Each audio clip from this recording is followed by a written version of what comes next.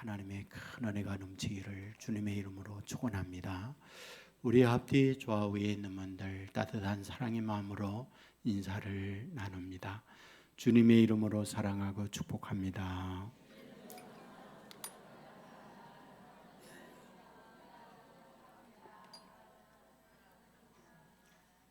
예, 감사합니다. 찬양가가 인사 제일 잘해요. 감사합니다.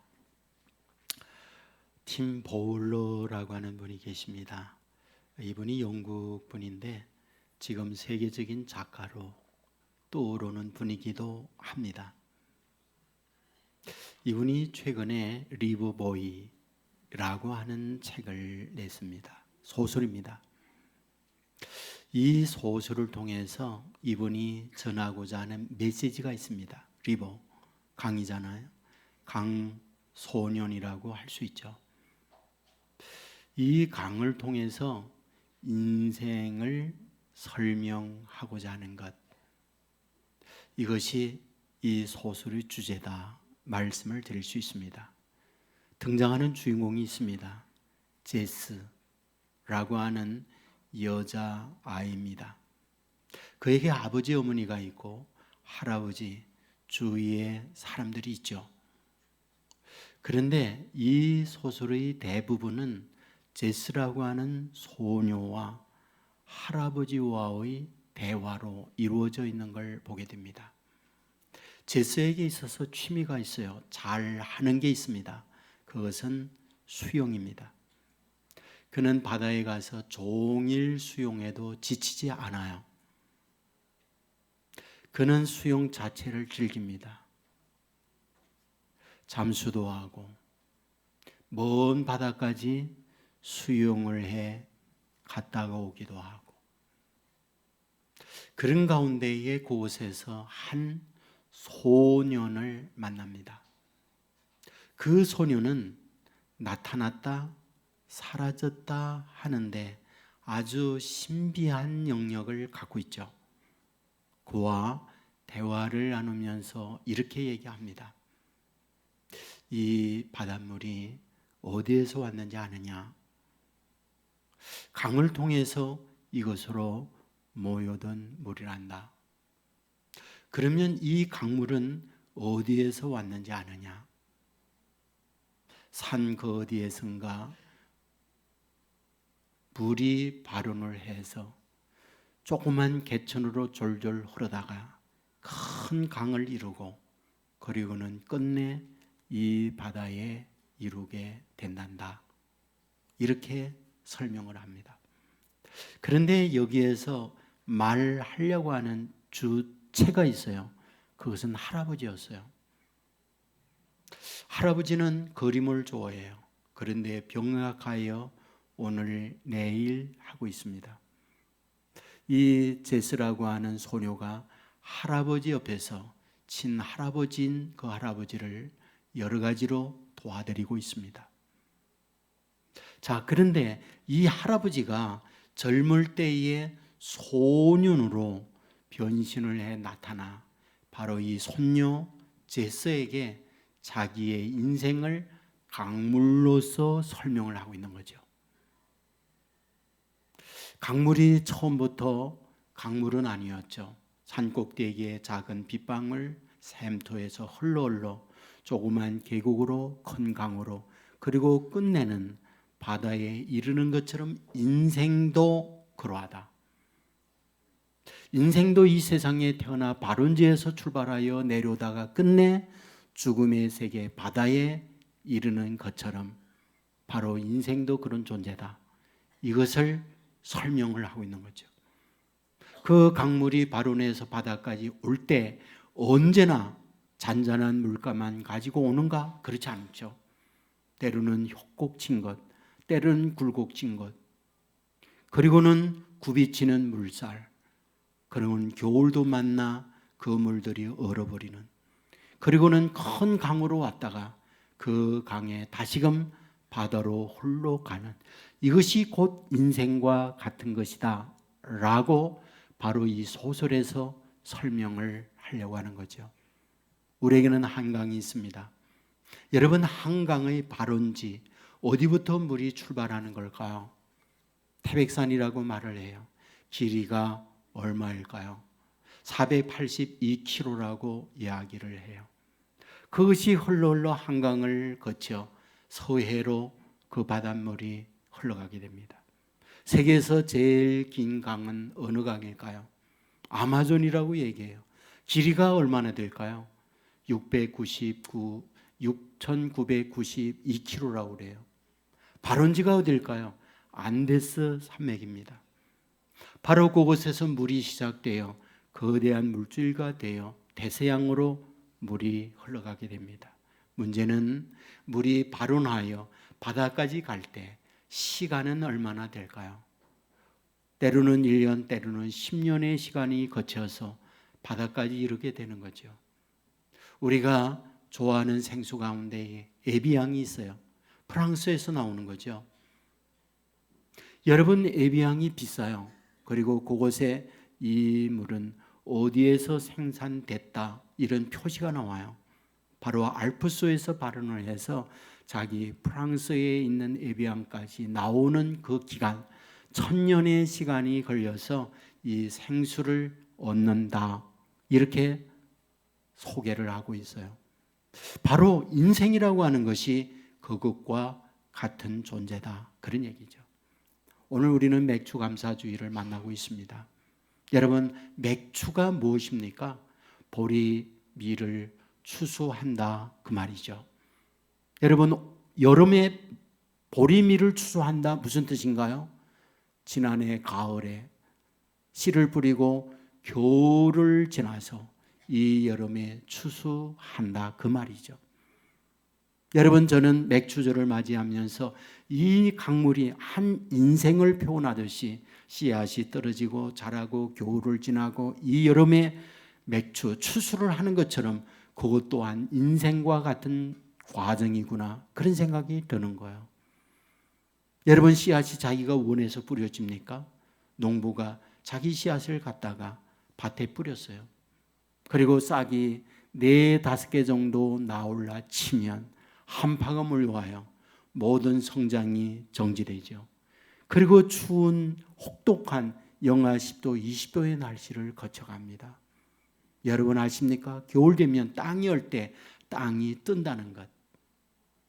여러분, 뿌려진 보리밀, 이 싹이 땅에서 떠요. 그러면 2월 초순에서 중순 사이 시골에 보면 보리밟기라는 걸 해요.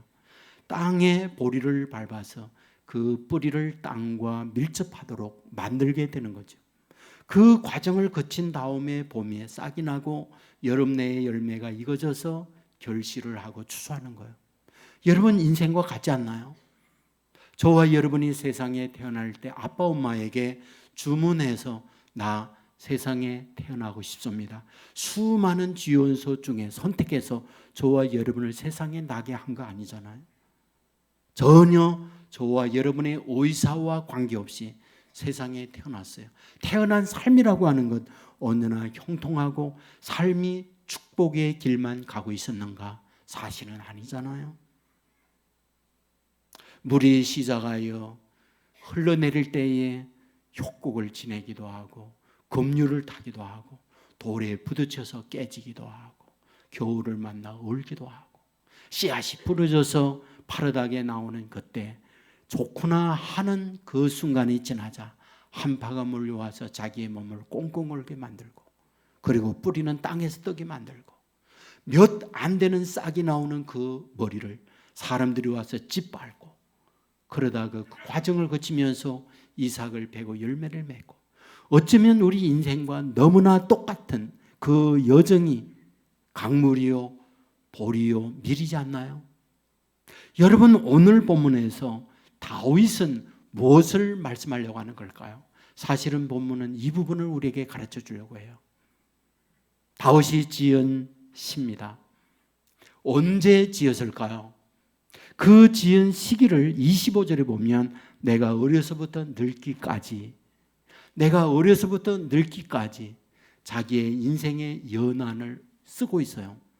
그러니까 나이 많은 늦지막에 자기의 인생의 여정을 돌이켜 보니 그런 뜻이에요. 그러니까 자기의 인생 여정 속에 삶을 돌이켜 볼 때에 자기의 삶의 굴곡진 이야기를 여기에서 쓰고 있는 것, 이것이 본시의 내용이다, 이렇게 보면 됩니다. 여러분, 그가 태어난 곳 베들레헴이에요. 누구네 가정에서? 이세의 가정에서. 몇째로? 8째로. 여러분, 그가 티네이저 시절 15살 안팎이었던 그때 어느 날 자기 집에 사무엘 선지자가 찾아왔어요. 그리고는 아버지에게 말합니다. 네 아들 중에 기름 부을 자가 있다. 큰 아들이 지나갔어요. 큰 아들 모든 골격과 외모를 볼 때에 왕의 기고를 타고났습니다. 기름 부으려고 할 때 하나님께서 아니라고 했죠. 첫째, 둘째, 7째까지 다 지나갔지만은 하나님은 누구도 허락하지 않았죠. 막내 8째를 데려옵니다. 막내 8째라고 하는 이 말은 여러분에게 늘 말했지만은 막내란 8번째 막둥이라는 뜻도 있지만은 가장 8째 못난 아들, 이런 뜻을 갖고 있어요. 그런데 하나님께서 그에게 기름을 붓습니다. 그가 원해서 자원해서 왕으로 기름 부음을 받은 게 아니에요. 그냥 하나님께서 지명해 자기에게 기름 부었어요. 그 이후에 그의 인생은 무엇입니까? 고달팠어요. 축복이 아니라 고난이었어요.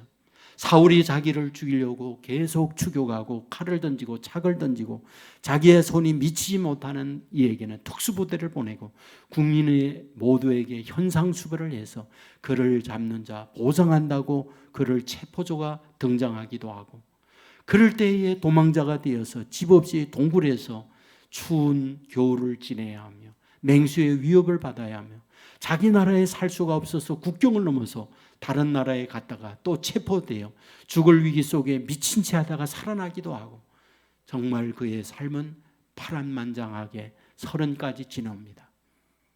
30살이 되었을 때 왕이 됩니다. 왕 되고 난 이후에 곧바로 왕의 권세, 왕의 권한, 그것을 사용하고 있습니까?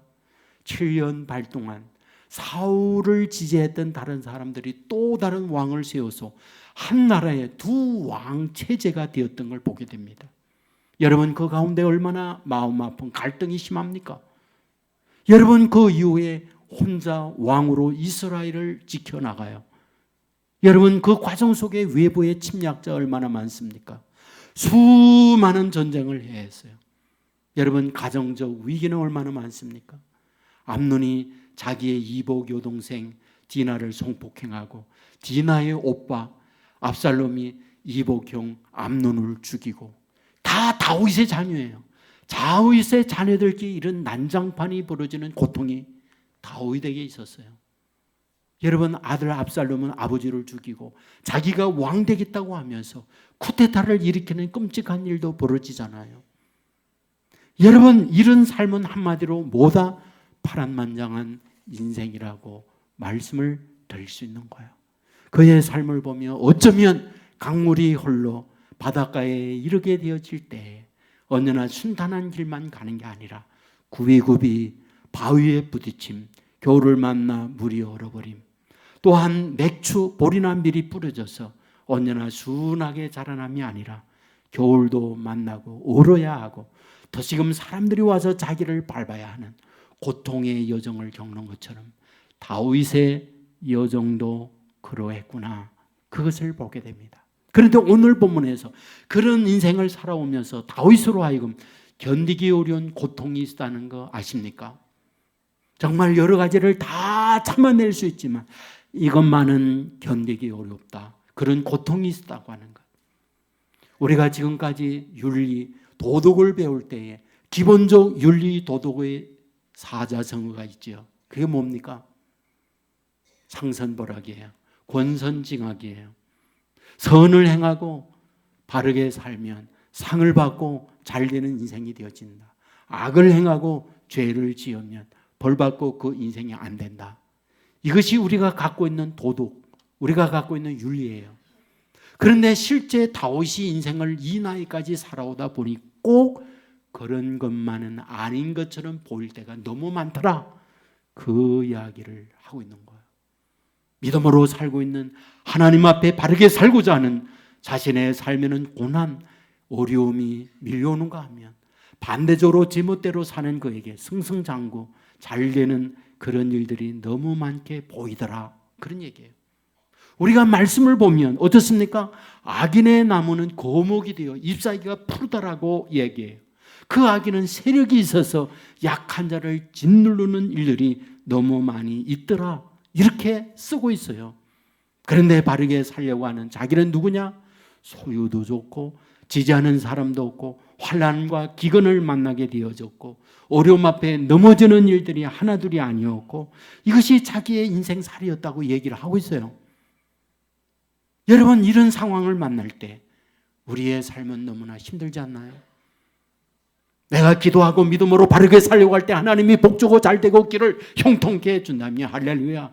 그러므로 더 큰 믿음 안에 살 수 있지만은 나와 다르게 멋대로 사는 내 이웃, 내 가까운 사람들이 잘 됩니다. 그들이 형통합니다. 병도 없습니다.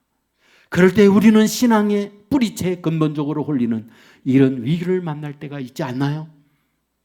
여러분, 이런 상황에 있을 때 우리는 도대체 어떻게 해야 되겠습니까? 여러분, 이것이 오늘 본문에서 우리들에게 말씀하려고 하는 거예요. 다윗은 오늘 본문 23절에서 이런 말을 합니다. 여호와께서 사람의 걸음을 정하시고 그의 길을 기뻐하시나니. 하나님은 인간의 걸음을 정하여 그리고 그 길을 보고 기뻐하신다 말씀하고 있습니다.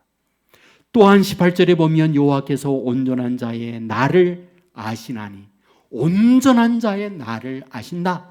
저와 여러분의 삶의 날, 순간순간 어떻게 살고 있는지 그런 걸 알고 있다, 이것을 말씀하고 있어요. 물론 어떤 상황이 있어서 하나님이 과연 알고 있을까? 보고 있을까? 내 원통함과 사정을 하나님이 헤아리고 있을까? 이런 생각 들 때 있습니다. 여러분, 그는 도망자가 되어서 국경을 넘기도 하고 먹지 못하여 굶주려 죽을 쓰러진 상황이 있을 때 제사장 아히멜렉을 찾아갔던 내용 알고 있을 거예요. 제사장에게 말합니다. 몇 날을 못 먹어 이제 굶주려 죽을 위기에 있습니다. 먹을 것 주십시오. 제사장이 다윗에게 말을 하죠. 내게 없다. 그러나 진설병, 하나님 앞에 드렸던 떡 남은 게 있다. 그걸 준다라고 줘요. 그리고는 나는 아무것도 빈손입니다. 그럴 때 골리앗을 죽이고 골리앗이 가지고 있던 칼, 이것을 제사장이 보호하고 보관하고 있던 이것을 다윗에게 줍니다. 그런데 이것을 목도한 사람이 있어요. 목격자가 있어요. 도액이라는 자였어요. 여러분, 도액이라는 자가 사울 왕에게 또르르 따라가서 얘기하죠. 아히멜렉이라고 하는 제사장이 다윗, 당신이 미워하고 죽이려고 하는 그를 위하여 먹을 것도 주고 칼도 주었습니다. 그 인간 그대로 두면 안 됩니다. 여러분, 이 말을 들었던 왕이 그냥 있습니까? 군대를 동원하여 이 성소가 있는 이 곳에 보내게 돼요. 그리하여 아히멜렉 제사장만이 아니라 남자 제사복을 입는, 제사장복을 입은 85명의 장정을 모조리 거기에서 살해를 하게 됩니다. 여러분, 이것을 보고 있는 다윗은 그 심정이 어떻겠습니까? 자기를 도와준 것 때문에 자기 편에 있던 그 제사장과 사람들이 무고하게 죄 없이 이런 끔찍한 죽음을 만나고 있을 때 이것처럼 힘들고 어려운 일이 어디 있느냐고요. 바로 이런 삶을 산 것이 바로 다윗이었어요. 그런데 오늘 본시에서 다윗이 말하려는 게 있어요. 그게 뭡니까? 내가 어려서부터 늙기까지 내 인생의 모든 걸 보아왔다. 뭐다? 인생은 통으로 보아야겠더라, 그 얘기를 하는 거예요. 인생은 통전적으로 보아야겠더라, 그 얘기를 하는 거예요. 내 삶의 순간순간 토막토막으로 보아서는 안 되겠더라, 그 얘기를 하는 거예요. 물이 바른지에서 흘러서 바다에 이르기까지 언제나 순한 강과 물줄기를 따라오는 게 아니에요.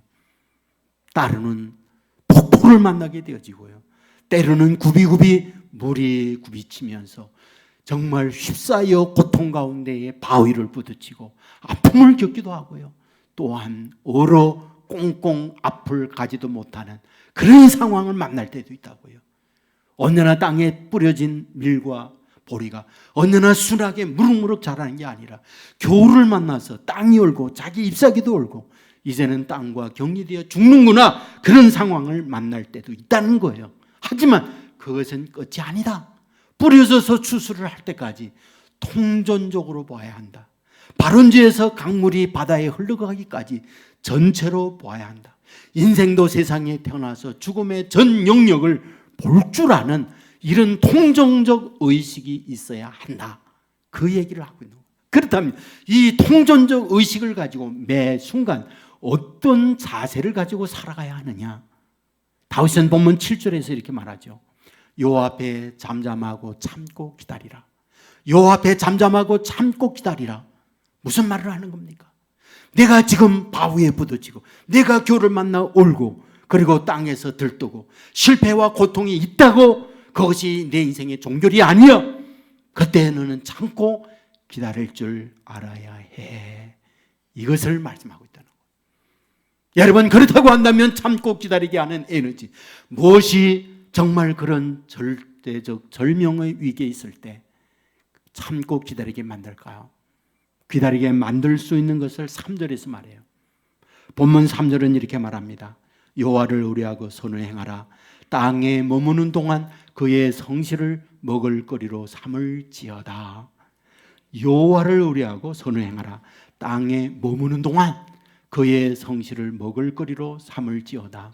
땅에 머무는 동안, 물이 발원지에서 바다까지 가는 그 동안, 땅에 씨앗이 뿌려져서 자라고 그 추수하는 동안, 세상에 태어나서 이 삶을 마감하는 그 동안, 숨 쉬는 동안, 그때 잘 될 때, 안 될 때, 통할 때, 또한 실패할 때, 건강할 때, 병날 때, 높아질 때, 낮을 때, 이런 모든 여정이 있는 그때 어떻게 하라?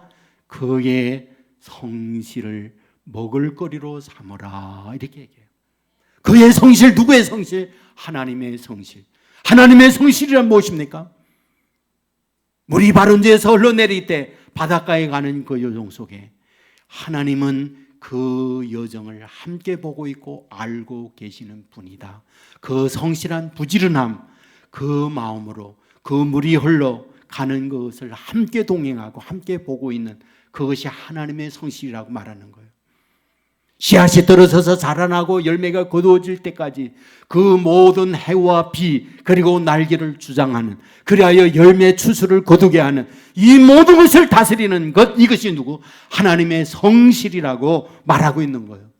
그런데 오늘 본문은 무엇이다? 그 하나님의 성실을 먹을거리로 삼을지어다.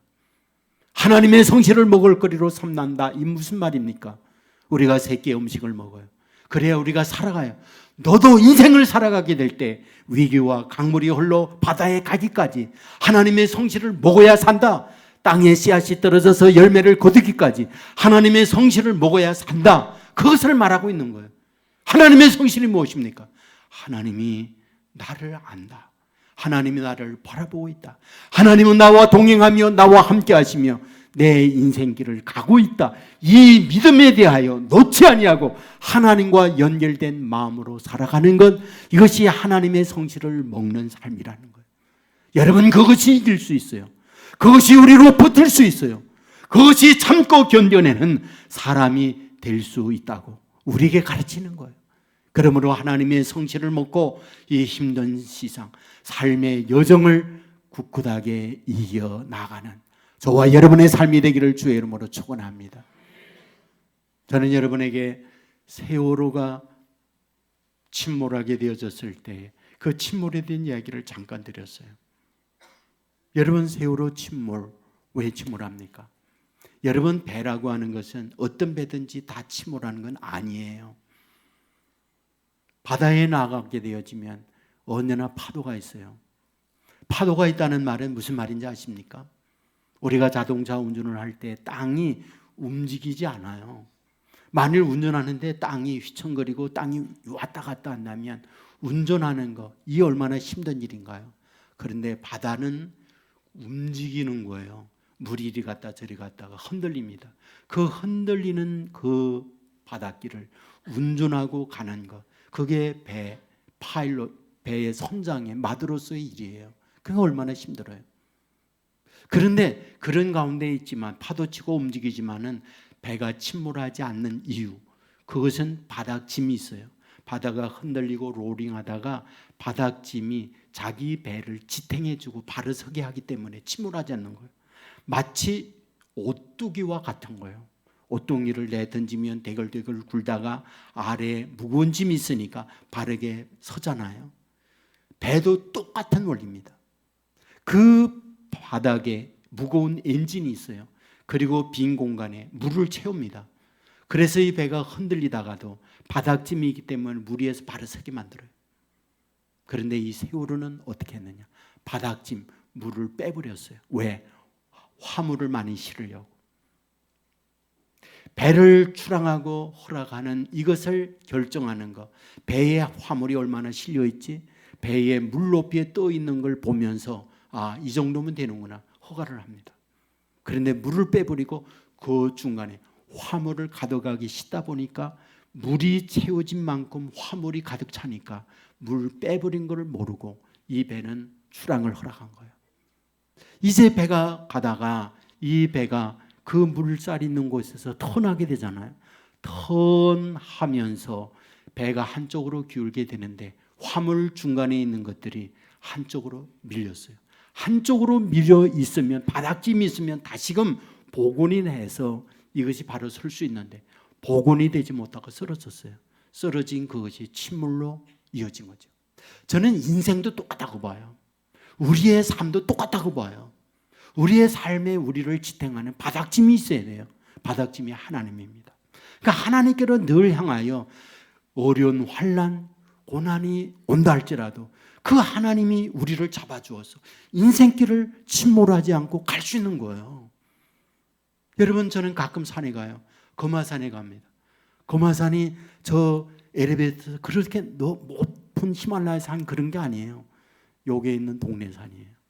그런 산을 가더라도 경사진대로 올라가요. 여러분, 경사진대로 올라가면 제가 수평을 갈 때는 90도, 땅과 90도로 이렇게 갑니다.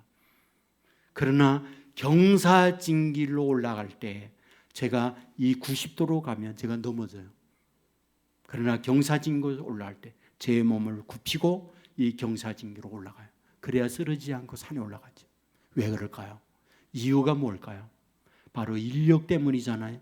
중력 때문에 그렇잖아요. 끌어당기는 힘 때문에 그렇잖아요.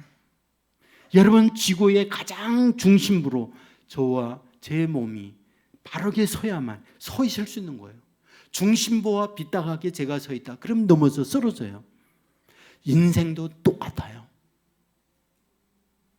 여러분, 삶의 여정 속에 우리가 성실로 먹을거리를 삼으라 이 말은 하나님께 내 인생에 초점을 두고 중심의 축을 거기에 맞춰서 살아가야 인생을 살아갈 수 있다. 이것을 여기에서 말해주고 있는 거예요. 여러분, 다윗은 그의 삶을 그렇게 살아왔어요. 그 어떤 경우 환난의 바람이 불고 어려운 시련이 있다 할지라도 축은 언제나 하나님께로 자리를 잡았어요. 물론 골리앗 앞에 섰을 때에 너는 칼과 단창을 가지고 내게 오지만은 나는 내가 못 오가는 만군의 여호와의 이름으로 내게 간다. 이렇게 하나님 중심의 고백이 있는 것만이 아니에요. 여러분, 사울이 자기를 죽이려고 할 때 그 위기 속에서 지은 시가 시편 18편이에요. 그 시편 18편의 내용을 보면 이렇게 씁니다. 여호와는 나의 반석이요 나의 요새시요 나를 건지시는 이시요 나의 하나님이시요 내가 그 안에 피할 나의 바위시요 나의 방패시요 나의 구원의 뿌리시요 나의 산성이시로다. 정말 위기 속에 아무런 흔적, 아무런 도움을 요청할 수밖에 없는 혈혈단신이 그때 그는 고백하는 거예요. 하나님이 나의 산성입니다. 하나님이 나의 피할 바위십니다. 하나님께 그 축을 두고 이런 고백을 하고 있는 걸 보게 돼요. 여러분, 압살롬이 쿠데타를 일으켜서 자기의 생명에 위협을 받았던 거 아시죠? 전 국민 거의 대부분이 민심이 압살롬으로 돌아갔어요. 정치, 권력, 군대 모든 할 것 없이 거의 대부분이 자기 앞에서 떠나버렸어요. 압살롬으로 갔습니다. 더 이상 이제 자기의 길이 보이지 않아요. 여러분, 이런 절체절명의 위기에 있을 때 지은 시가 시편 27편이에요. 여러분, 그곳에 그는 이렇게 기록합니다. 악인들이 내 살을 먹으려고 내게로 왔으나 군대가 나를 대적하여 진칠지라도 나는 여전히 안연하리로다. 모두가 다 대적들이 나를 치기 위하여 대적이 얼마나 많은지 나는 끝입니다 라고 할 때 나는 여전히 안연하게 편안하게 하나님을 바라봅니다. 거기에 있는 말씀을 보면 내가 여호와께 바라보는 한 가지 일, 그것을 구하리니 내가 내 평생 여호와의 집에 살면서 여호와의 아름다움을 바라보는 겁니다. 압살롬이 그와 같이 자기를 치려고 할 때 하나님 앞에 짓는 시가, 하나님, 내 한 가지 바라는 소원이 있습니다. 하나님의 전에 하나님을 바라보며 살아가는 것, 이것이 내 소원입니다. 이와 같이 고백하고 있어요. 하나님께 언제나 삶의 축을 두고 있었구나 하는 걸 발견하게 되잖아요. 여러분, 바세바를 보며 범죄를 합니다. 나단이 와서 내가 그런 죄를 지었다 책망하게 되었을 때 지은 시가 시편 51편이잖아요. 여러분, 그 51편에 그는 이렇게 고백합니다. 나를 주 앞에서 쫓아내지 마세요. 주의 성령을 내게서 거두지 말아 주세요. 하나님은 나의 여전히 구원의 하나님이십니다. 피 흘린 죄에서 나를 건져 주시옵소서. 그러면서 하나님 앞에 자기의 죄를 고백하고 하나님을 붙들고 있는 고백의 내용을 발견하게 되잖아요. 맞습니다. 다윗의 인생은 어떻게 와 같이 어떤 상황에 있든지 간에 그 중심의 축을 하나님께 두며 산 분이었다는 것. 하나님은 이 같은 다윗을 보았어요. 하나님은 이 같은 다윗을 떠나지 않았어요. 하나님은 이 같은 다윗과 동행하셨어요. 그리고 위기들을 순간순간 넘기게 만들고 그 물줄기가 바다까지 평안한 자리에 이르기까지 인도해 주시고 맥추 보리미를 추수할 때까지 하나님의 해와 또한 비를 내리어서 결실을 하듯이 저와 여러분의 인생, 다윗의 인생, 그와 같이 하는 하나님이라는 사실 믿으시기를 주의 이름으로 축원합니다. 여러분, 우리가 말씀을 보면서 깨닫는 것은 예수님이 그렇게 사셨어요. 우리의 구세주 되시는 주님이 그런 모델을 우리에게 보여주었어요. 공생에 시작하면서 광야에 가서 40일 동안 하나님과 맞닿은 삶을 살잖아요. 제자를 선택하게 되어질 때 산에 올라가서 철야하면서 하나님과 연결된 삶을 살아가고 있잖아요. 오병이어의 기적을 행할 때 떡을 들어 축사하시고 하나님과 맞닿아 하나님께 기도하며 하나님의 도움을 구하며 그 능력을 행하잖아요. 십자가를 앞두고 겟세마네 동산에 올라가서 땀이 핏방울이 되도록 하나님 앞에 절규하잖아요. 하나님, 할 수만 있으면 이 잔을 내게서 지나가게 하옵소서. 하오나 내 뜻대로 마시고 하나님의 뜻대로 행하시옵소서. 하나님과 맞닿은 삶을 살고 있잖아요. 십자가상에 못 박혀 돌아갔을 때 어쨌습니까? 라마 사막다니 하시니 엘리 라마 사막다니 하시니 하나님이여 하나님이여 어찌하여 나를 버리시나이까. 여러분, 그리고 또한 뭐라고 기도해요? 저들이 하는 것을 저들이 모르니 저들의 죄를 저들에게 돌리지 마옵소서. 그리고 마지막 내 영혼을 받으시옵소서. 그리고 눈을 감으세요.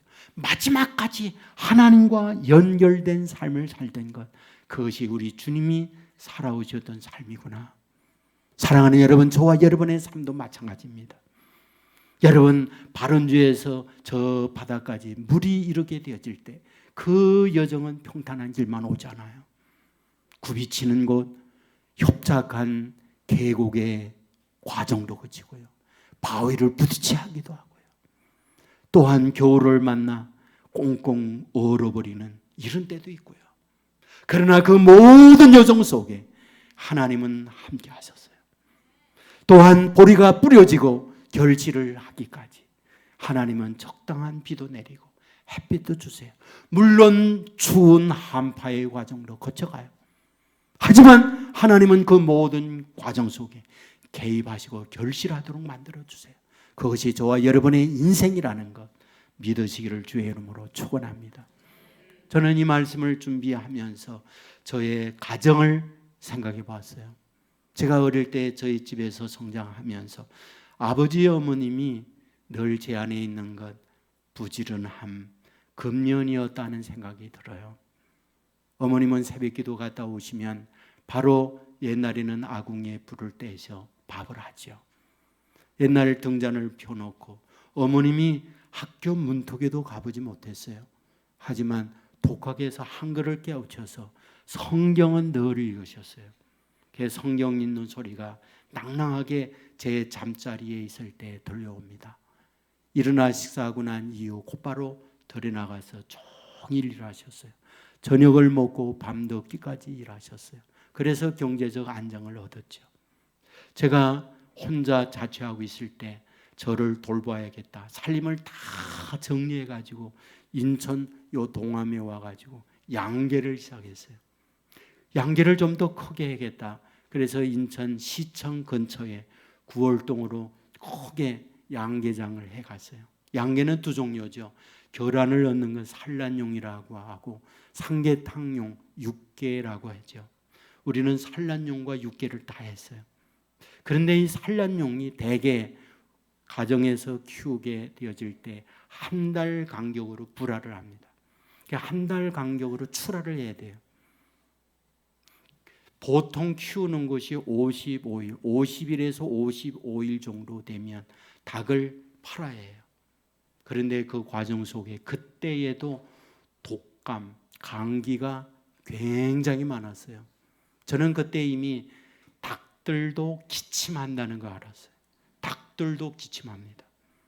그래서 닭들도 약을 먹여야. 그런데 그 전염병이 돌면 하루에 수십 마리씩 죽어가요. 전염병이 돌면 어쩌면 수백 마리씩 죽습니다. 그러면 그 죽은 닭을 골라서 땅에 묻죠. 이렇게 6개월을 전염병으로 죽어가게 되는데 소위 닭농사에서 망했어요. 사료 값이 굉장히 많은 빚을 지죠. 감당할 수 없는 빚, 더 이상 안 되겠다. 살림을 정리해서 다시 고향으로 갔어요. 고향으로 갈 때에 저희 어머님과 알고 있는 분이 저 구룡포에서 미역 양식, 수산업을 통해서 굉장히 많은 돈을 벌었는데 고향에 가서 한번 미역 양식, 다시마 양식을 해보라고 알려주었어요. 당시 80만 원. 80만 원이면 좋은 집 한 채 값이었어요. 빚을 내서 그 양식업을 시작했어요. 양식업을 시작하는데 8길이 한 정도 미역, 다시마가 그렇게 자랐어요. 성공했죠. 추수를 앞두고 있을 그때에 군함이 들어와가지고 완전히 양식장을 작살을 내버렸어요. 이론 한 번 건지지 못했어요. 쫄딱 망했어요. 거기다가 저는 허리 디스크가 왔어요. 1년 동안 누워 있어야 했어요. 여러분, 지금은 이렇게 쉽게 말하지만 이런 반복적 고통을 겪는 당사자들, 우리는 어땠을까요? 저는 지금도 잊히지 않아요. 그때마다 어머님이 주문을 외워도 한 말, 주문을 외워도 할 말, 하나님이 아무렴 죽으라고 하겠냐? 하나님이 아무렴 죽으라고 하겠냐? 이 말을 주문처럼 되뇌었어요. 하나님이 아무렴은 죽으라고 하겠냐? 속이 타들어가는 고통이 고백이었죠. 그리고 하나님 앞에 엎드리고 누구에게 눈물을 볼 수 없으니 통곡하며 울었던 그 기억이 지금도 낭낭해요. 버티게 만들었던 힘, 견디게 만들었던 힘, 그것은 여전히 하나님이었구나. 저는 고백을 할 수밖에 없어요. 사랑하는 여러분, 물이 발원지에서 바다까지 가는 여정, 그건 쉽지 않아요. 밀보리가 땅에 떨어져서 추수할 때까지 그 과정은 녹록하지 않아요. 인생이 이 땅 위에 태어나서 사는 시간, 그렇게 쉬운 건 아니에요. 다 구리진 길로 갑니다. 힘든 길을 가요. 그런데 우리에게 부탁하는 거예요. 참아 기다리라고. 참아 기다리라고. 근데 참아 기다리게 하는 힘, 참아 기다리게 하는 에너지, 그의 성실을 밥 먹듯 먹어라. 그의 성실을 밥 먹듯 먹어라. 그의 성실, 하나님의 성실. 하나님이 저와 여러분을 바라보며 포기하지 아니하고 동행하며 한 번도 놓지 아니하고 잊지 아니하고 저와 동행하는 그 하나님을 잊지 말라. 그 하나님에게 내 인생의 뿌리를 내리고 그 하나님에게 인생의 축을, 중심의 축을 삼고 그렇게 살아가라. 하나님은 이 다윗과 함께 했습니다. 하나님은 이 다윗과 그 위기들을 넘기게 만들었습니다. 그리고 이스라엘 역대 왕 가운데 지금도 가장 존경하는 왕이 누구냐? 다윗을 너나 할 것 없이 말하고 있습니다. 어째서? 그 많은 파란만장 인생 속에 그의 인생의 뿌리를, 그의 성실 하나님께 뿌리를 내리며 살아왔던 그에게 하나님은 그의 삶을 맡아 주었던 거죠. 우리에게 이런 마음으로, 이런 심정으로 하나님께 뿌리 내리면 다윗과 함께 하시고 다윗의 인생을 인도하셨던 하나님이 저와 여러분의 인생 인도하고 아름다운 추수의 열매를 거두도록 복된 결과를 얻도록 만들어 주신다는 것 믿으시기를 주님의 이름으로 축원합니다. 기도하겠습니다. 사랑의 하나님,